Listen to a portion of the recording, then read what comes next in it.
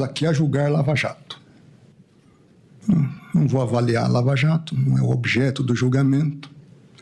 Nós estamos aqui a julgar a maior fraude financeira da história do nosso país, e se não a maior, certamente uma das maiores do mundo, da história.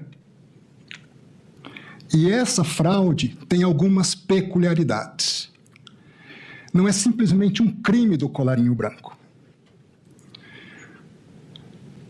É mais do que isso. Não são simplesmente atores num gabinete na Faria Lima, nos palácios, que praticaram fraudes e crimes de corrupção, de lavagem de dinheiro, de prejuízos ao sistema financeiro nacional, de dilapidação de um fundo garantidor das poupanças do nosso país. Não. Aqui há contornos de máfia. Há contornos de crime organizado mafioso, de fuzis, de metralhadoras, de armas raspadas, de infiltração no sistema policial. Por isso eu quero, de antemão, agradecer por esse julgamento presencial, que me permite pôr às claras algumas coisas que não estão tão claras, quiçá questões até ocultas.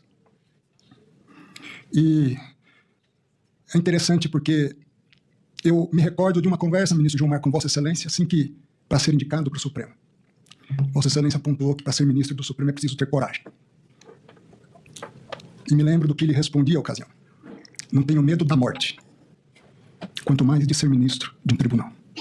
Não tenho medo de combater o crime, aplicando a lei. Não tenho medo de absolver quem é inocente. Não ajo por pressões de mídia e nem busco a mídia. Aliás, a mídia às vezes me critica porque, de certa forma, eu não sou tão acessível. Não tenho grupos de mídia, não dou entrevistas, não busco a ser estrela. Sou um servidor público. E com muito orgulho sirvo à justiça há mais de 20 anos, há 25 anos na AGU e no Supremo. Minha única pretensão aqui é aplicar a lei. Vossa Excelência tem razão, não se prende para delação. Seria abjeto fazer isso. E eu não me presto a trabalhos abjetos. Se prende se está praticando crime, se está obstruindo a justiça, se está tentando ocultar provas, se há uma continuidade delitiva, para isso se prende. Eu levei 4 anos no Supremo para decretar a primeira prisão. Não tenho prazer em prisão. Ao contrário, tenho pesar. É difícil decretar uma prisão. Para quem quer o bem do ser humano, para quem ainda acredita no ser humano, porque de certa forma é uma falência da humanidade em casos específicos. Mas esse caso se reveste de singularidades.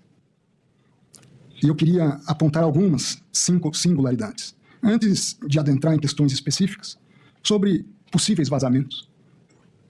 Nos meus autos, todo vazamento é apurado.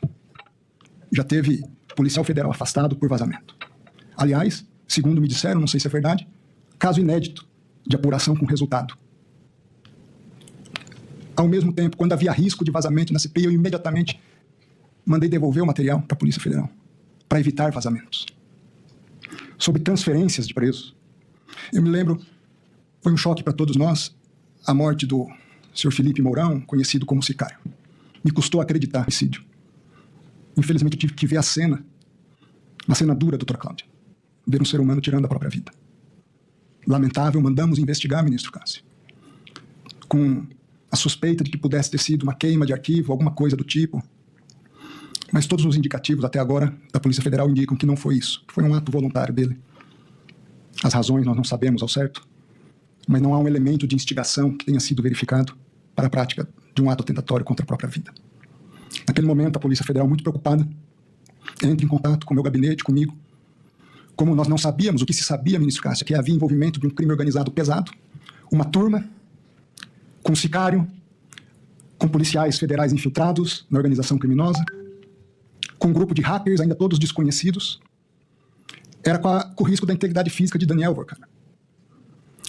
E num ato momentâneo, a Polícia Federal pede para que ele vá para um presídio federal porque não se sabia a penetração desse crime organizado todo.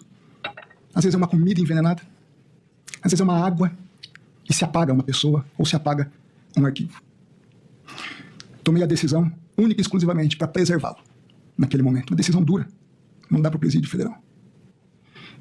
Tomo a decisão, chamo os advogados e digo o seguinte para os advogados. Diante do quadro atual, se os senhores têm segurança da integridade física do cliente dos senhores, em um outro local eu transfiro. os próprios advogados. Nós não temos também, ministro. Então, assim que nós tivermos o melhor esclarecimento das coisas, na primeira oportunidade eu devolvo ele para um sistema menos rígido. Foi por isso que ele foi para lá, ministro Gilmar. Para preservar uma vida humana, por mais duro que fosse. Não foi por outra razão. E tive a deferência com a defesa de expor isso. Mas nem a defesa se sentiu tranquila de que em outro local o cliente deles estivesse seguro. Sobre os documentos que chegaram há pouco. Estavam em outra PET. Agora, foram perguntados há 10 dias atrás. Eu mesmo não tinha me detido sobre eles. Agora, eu fiquei sabendo hoje, por volta de 9, 10 da manhã, do processo. Imediatamente eu dei ciência a todos. Não sabia. Essa foi a única e exclusiva razão. Agora é verdade, nós voltamos para a história. Quem é a turma? Página 5 da representação da Polícia Federal. Liderada por Daniel Vorcaro, tinha um sicário, alguns policiais federais, nem todos descobertos ainda. Ainda se investiga outros policiais federais. Havia, nessa turma, empresários do jogo do bicho. Era uma mistura de milícia da Polícia Federal, dentro da Polícia Federal, com crime organizado no Rio de Janeiro. Há uma série de figurinhas desconhecidas aqui. Eu não sei. Talvez seja muito simples hoje acabar com a investigação. Basta alguns desses desconhecidos, talvez atentar contra a integridade física do relator.